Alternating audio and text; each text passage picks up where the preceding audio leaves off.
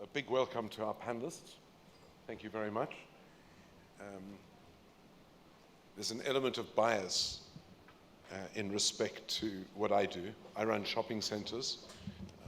Makes me a hardcore offline retail protagonist. But that isn't going to in any way taint my respect and my regard for our panel, three of whom are hardcore online retailers. Because we have something in common, don't we? Customers. The great Indian consumer. The customer. And it's our job, whether we run shopping centers or whether we run online businesses, to make absolutely certain that our customers win. It's our job to make sure that they succeed. We've got all sorts of interesting questions to ask our panelists. I've had the opportunity of meeting them all before our panel today. And I just want to make two broad comments to set the scene. That retailing in its nature is all about competition. And is it not in the nature of retail that retailers evolve and change to suit what their customers want? This session is all about, to my mind, competition.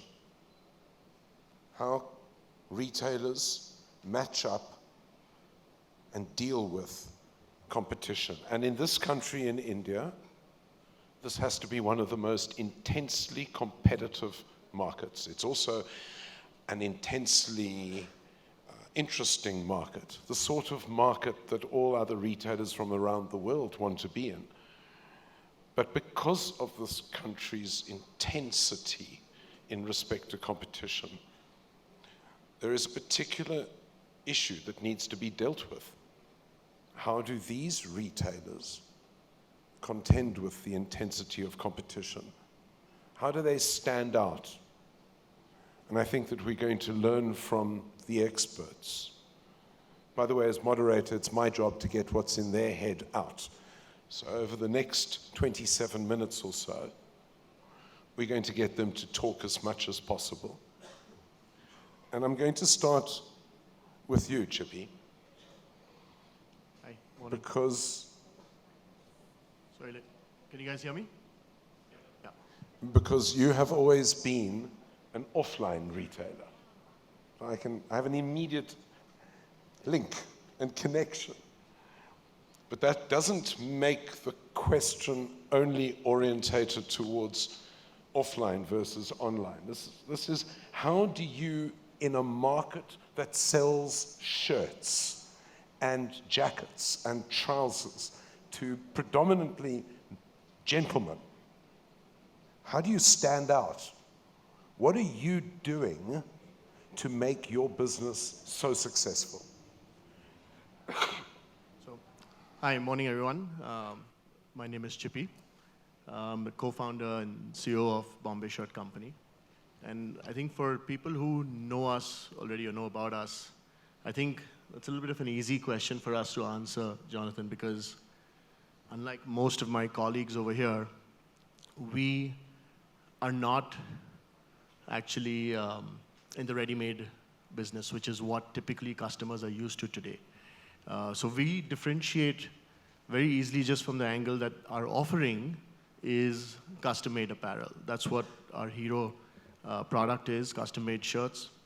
We also do an entire custom-made men's wardrobe. So that's how we differentiate.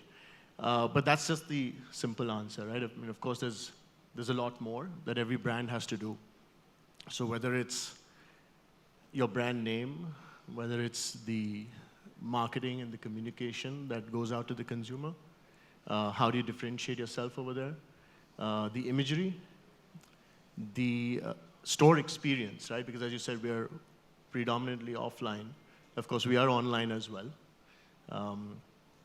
But how do you keep ensuring that the customer is always feeling special? And that is something that we really try very hard to keep getting better and better at. because our offering is bespoke, is custom, is personalized. And I think as time goes by, and I think we probably have about 100, 200 national brands selling menswear today that we can all name. So to stand out is not easy, but when you keep focusing on the customer, as you said, Jonathan, ensuring again that he gets that personalized service, he feels special, pre-sale, during sale, post-sale, I think that's what it's all about, and that's what you got to keep doing. Yeah? You're up against intense competition, quite compelling, because the nature of the Indianness of gentlemen's garments starts with the tailor in the village. And you could have your entire wedding attire presented to you and made by a tailor. That's fundamental competition. How are you coping? So yeah, I mean, it's not easy. We're one of the few brands, I think, apart from, let's say, Raymond's, who's actually customizing at scale. And your competition is, one is your local tailor, right? The regional tailor that already knows their customer by first name. And your other competition is actually the ready-made market, where customers are used to, quick commerce, going out into the store, picking up shirts and jeans, right on the spot, right? Immediate gratification. So I think that's something that's always going to be here to stay. You have to keep differentiating yourself. You got to keep at it with the consumer, ensuring that you're understanding their needs, you are understanding why they are coming to you. What is it that you are giving them that is different from the guy next door? And I think as you keep pivoting into understanding the consumer, because the consumer is constantly changing, so as you keep pivoting and learning from the consumer, taking feedback, I think there's some people in the crowd over here also who are Bombay shirt customers. And if you keep getting feedback from your consumer and pivoting towards what the demand is, I think that's how you face up to your competition. I tend to agree. I've always been of the view that I've always thought that retailing is a contact sport. It means that we can speak to our customers, we can touch our customers, and you can upsell and you can cross-sell easier. So, thank you. So, Abhishek, how do you deal with the upsell and the cross-sell? How do you deal with your brand identity online? And how do you grow? Hi everyone. So for us, the brand identity is more about the product than anything else, more about the quality of product what we put in. We understood at some point in time in our career, the customer is looking for basically three things: a good quality, a good fit, and a good service. Service is more or less standardized nowadays. Quality is something which you can really work on, improve upon every day. And as a group, we manufacture approximately 4 crore shirts in a year for our top luxury brands, Europe, US, across the world. So we understand what goes into making a shirt when it comes to the top-notch quality. So quality is something what we take care of. And fit is something very close to our heart. We devised some fit, slim fit, regular fit, understood that that's not enough. We went into plus size, understood that that's again not enough. Got into AI-based custom tailoring, what Chippy has been doing for a decade now. So, yeah, these are the 3 basic parameters where we feel. I always want to interrupt you and say that as a South African, I know that I am built like a hippopotamus. I've got fairly big shoulders, quite sticky little legs, and this round thing in the middle that isn't quite a tummy, but we're not quite sure. You know what is so difficult for me here in India is to find the shirt that fits, the kurta that fits. How do you deal with it? So yeah, so basically you will fit into my regular fit because our regular fits are inspired by global brands. So your brand to suit me is called Jumbo. So yeah, that's one. And yeah, so service is again a standardized thing. We are trying to integrate tech into the human side of the service part and see if the AI can take the measurement, and then a stylist can call and discuss more about the customer, and that's where you bring that bridge between that brand and customer. And then you start upselling your new range, a new product, because we are very concentrated. We are just doing shirts. We are not doing anything else. It's not a lifestyle brand. It's just shirts. There's only so much you can do about shirts. But then we realized, okay, no, that's not the limit. You can get into depth of it. Different fit, different fabric, different kind of collars, curves. The world is big when it comes to a single category. Sure. So that's what we are trying to do. Sure. But I'm going to move on. Thank you very much. Anish, it's always confused me and worried me how you, in the hardcore online business, can deal with returns and the fact that a guy like me wants to touch and feel, and his wife probably wants to see what it looks like on, and all of those sorts of things. When we consider your business, which is only online, how are you getting your brand and your brand identity across to your customers? I think that's a great question, Jonathan. My name is Anish. I'm the founder of Aero Armour. Today, fashion space or the D2C fashion space is a classic red ocean space where there is a lot of clutter. There are brands. At every price point, there are multiple brands. At every offering, there are multiple brands. A product category, from product categories to price points to target consumers, every segment has multiple competitors, making this a classic red ocean. So to navigate through that, the biggest thing that we've done is to establish a brand identity that is based from aviation, military, patriotism, celebrating our nation, celebrating our forces, celebrating the spirit of courage, adrenaline, and adventure. And we do a lot of large-scale branding activities to communicate that. For example, last year we unfurled the largest Indian flag, a 7,000 square feet Indian flag at Mount Kilimanjaro in collaboration with Himalayan Mountaineering Institute, and we set a world record there. Now, when we do things like that, it does resonate with the mind of consumers that this is a brand which goes way beyond just calling themselves a brand inspired by a brand inspired from patriotism. We have a collection called the Kargil collection where we celebrate the Kargil war veterans, and we have products from different operations. So we do a lot of storytelling through our products, and that helps us in communicating our brand identity because, as you said, in online space, it is really difficult for us to make people touch and feel the garment. So we have to convince them through storytelling of why to choose our products by taking a lot of risk because they don't know how it's going to feel, how it's going to fit, they cannot touch it.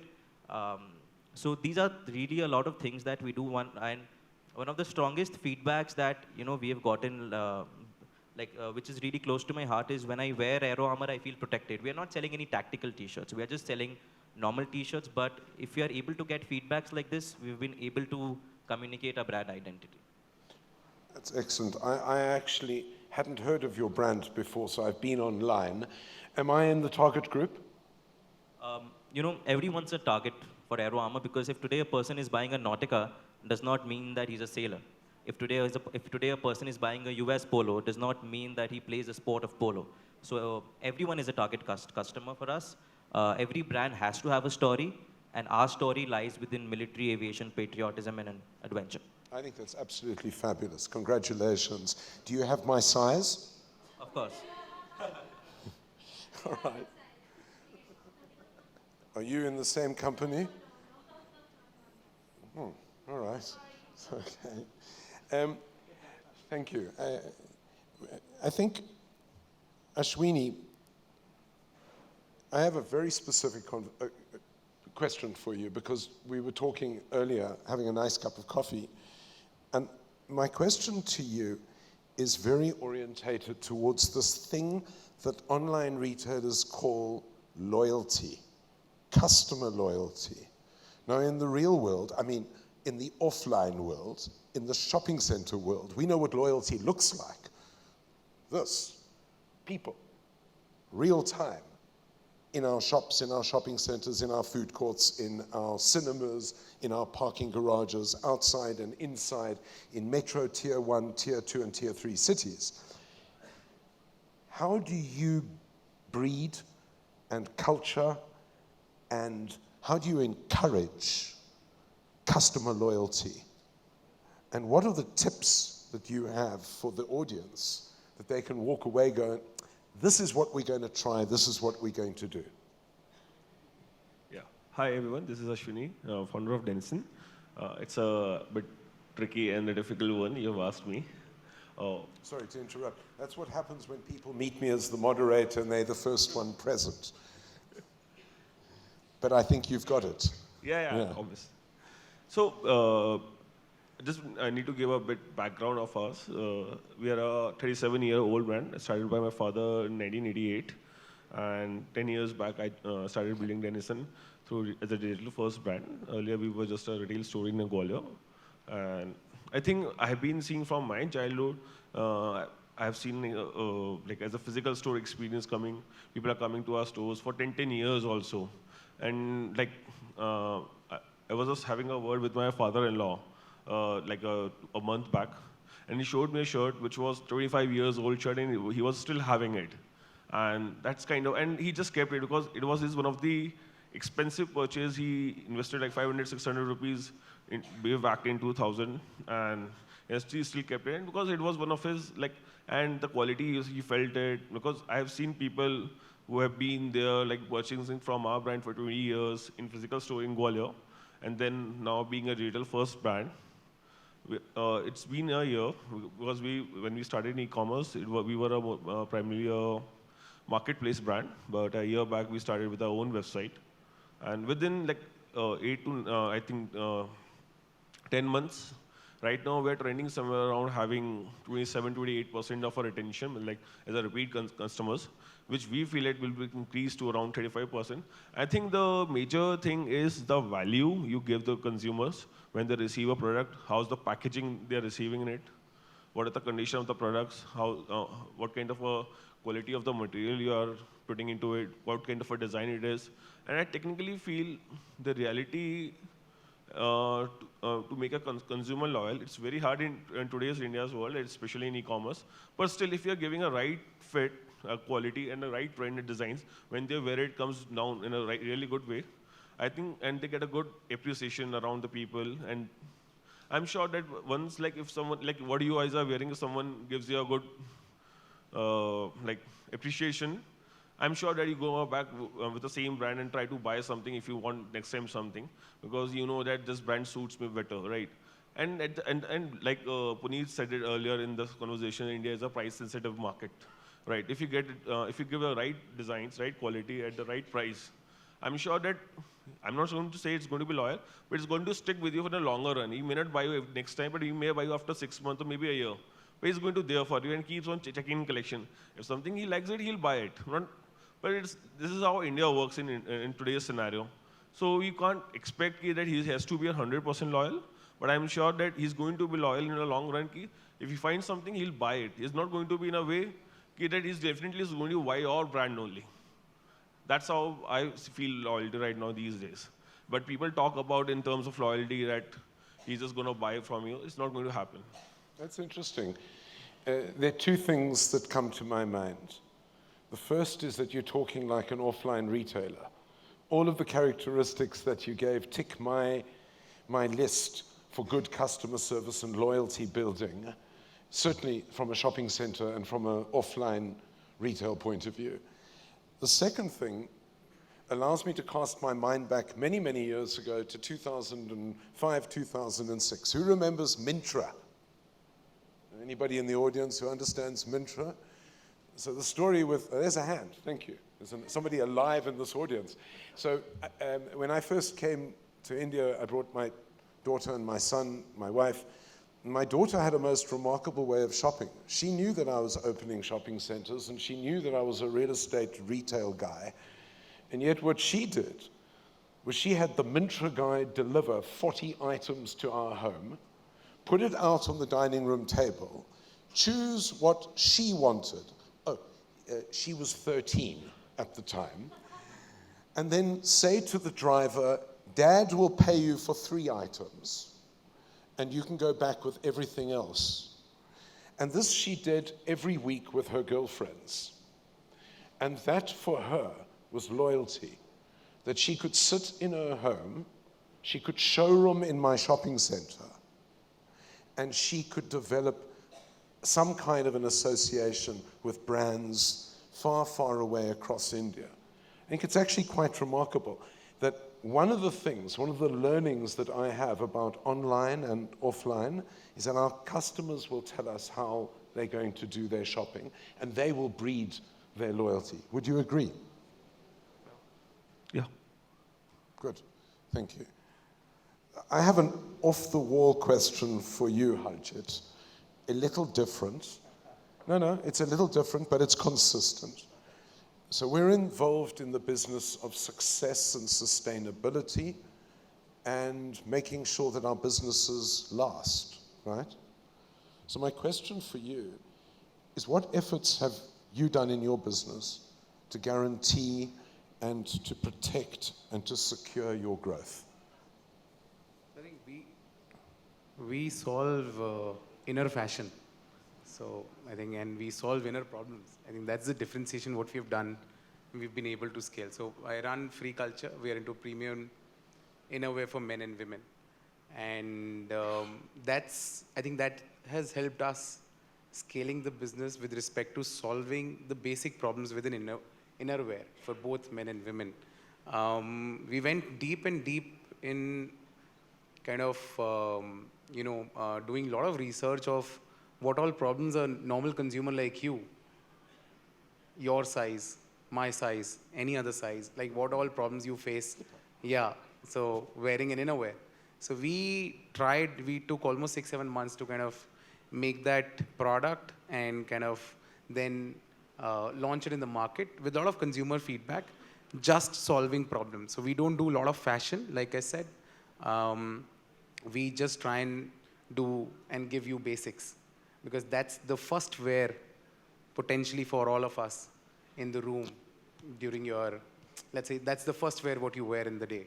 So that's how we've been able to scale up, and we just do digital as of now. So are you keeping your focus on basics? Yeah. And that's all you're going to do? And what constitutes your basics? What, sorry? What constitutes? What does it look like? So when I say basics, we make basic innerwear with basic colors. We don't do a lot of prints because that's something which we don't do a lot of quirkiness, which probably is a very niche market. Basic colors, basic designs, and basic sizing. Would you say that your basics are, to me as an old retailer, what I would call banker items? So Madame or Sir walk into a fashion store and they need a white T-shirt or they need a white shirt. That's what you call basics? Yeah, that's what I would say. No fashion? No fashion. Very less fashion, I would say. Yeah. Okay. So our fashion comes like, so the vest what we make, so we make with sustainable blends. Like we use bamboo in making our vests. So let's say a vest, only fashion a vest would have a very motivational quotation here. It'll say, make your first move or something like that. That's fashion for us. So that's a minimal fashion what we do.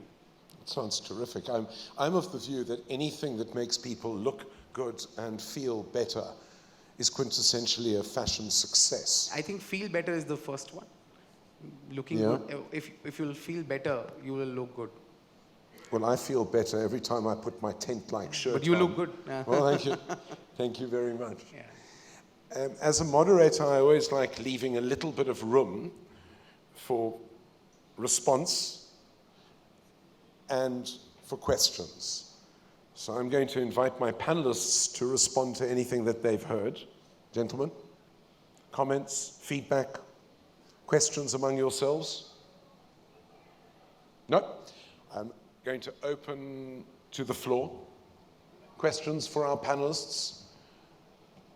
Ladies and gentlemen, our esteemed panelists have incredible experience. Over 150 years of experience sitting on. I'm surprised that people are being a bit shy.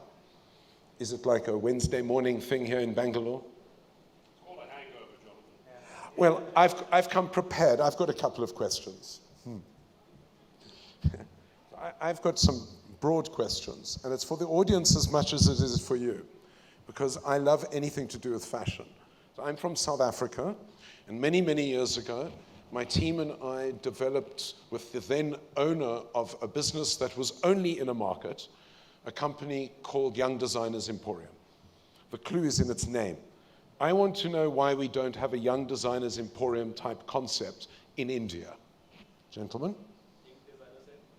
Young Designers Emporium, an opportunity for young designers to showcase their beautiful fashion wear in either an online or an offline environment. Do you think that's an opportunity here? So, sorry, we did try something like this. Like we sell T-shirts as well. We used to have something called Freecultr Express. So for example, let's say, irrespective of young or old, any designer would send their design. It'll be nominated. It'll be, rationalized with respect to on a scale of 1 to 10. If your design is selected, that design will be printed on a T-shirt and that will be put on sale. So whatever is being sold, the royalty will come to that designer. Oh, it's fabulous. Yeah. Why don't we see more of this? So every year as a brand, what we do is we hire a lot of interns, and the whole range for the year is built by them. I have a few interns over here. They are not even allowed in a pub because they are underage. So, yeah, every year we come up with designs because we feel that design should be done by the youngsters for the future generation, for all the generation. And if we don't push them, then they will never come up in the industry. Seniors, we have our creative head and everyone, she guides everyone. But yeah, that's our intern who do all the designing work. Very good. I am of the view that anything that encourages youngsters to migrate from their garage or their front room into retail is a good thing. If you remove me and my creative head, the average age of my team is below 23, I guess. Yeah. Yeah, our customers aren't here today. And we don't have a designer in our company. You don't have? We don't have a designer in our company. For last 10 years, me and my merchandising team, we have been building designs. But this is something, when you talked about the designers, I really understand that at this point today, we feel that we should have designers. But for last 10 years, we never had a designs. Just because of one reason, we feel that design should come with the practicality, right? And when I'm going on the streets, I'm finding something interesting which I can put into my brand. And then talking to these pillars, like the masters, to the embroiderers, the fabric, textiles, designers, I think they have the right understanding of the designs because they have been creating it for a longer run, right? And bringing designers, maybe the newbies one and all, they have their own imaginations. They can create it maybe to a niche audience, but as a mass brand, it doesn't work easy. And practically being in men's, there's not much of twerking in the terms of designs. We have a same fit, and like you can have a loose, oversized, or maybe a straight, like a formal fit, regular fit, or a slim fit. That's it. But there is not much of a twerking can be done, which can be done in a women, right? So that's the reason I think for mass brands, bringing up the new designers can be a good idea, may not be a good idea, but it can build a story. That's it. It's a difficult market to break into if you're a young designer and you've got a good eye and you've got a good cut. But it's to my mind, a big opportunity.